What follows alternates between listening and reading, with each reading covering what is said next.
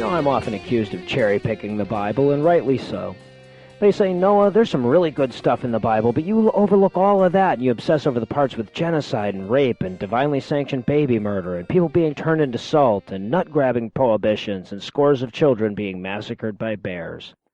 Now, I suppose that in my defense it would be fair to point out that Christians are at least equally guilty of overlooking all the genocide and rape and infanticide and homicidal salinization and ursine bloodbaths and obsessing over the good stuff.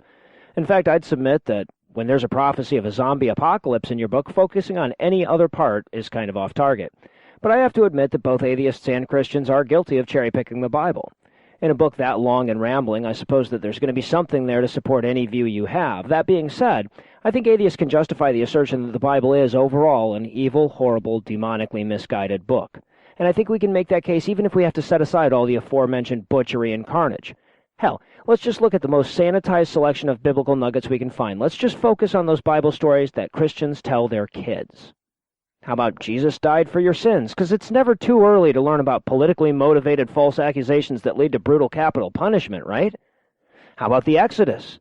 It's never too early to get historical perspectives from a slave narrative that makes Django Unchained look like a fucking documentary. How about the story of Jericho, where the heroic Joshua kills all the men, women, children, and fucking animals, except for a family of turncoats that help the Israelites in the aforementioned Holocaust against their own neighbors and their own neighbors' pets? And lastly, the most ubiquitous of all the kid-friendly Bible stories, Noah's Ark, the single most horrible story ever imagined by humankind.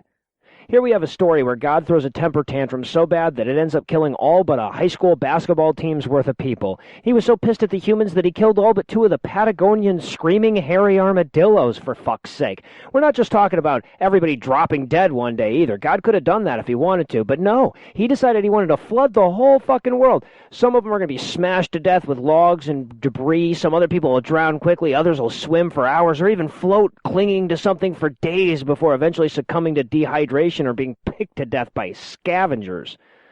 Consider legendary director Michael Curtiz, who had reenacted this disaster in a 1928 film. He decided that the coolest way to get the shot would be to tell all the extras to just act casual and then dump millions of gallons of water on the set with no warning.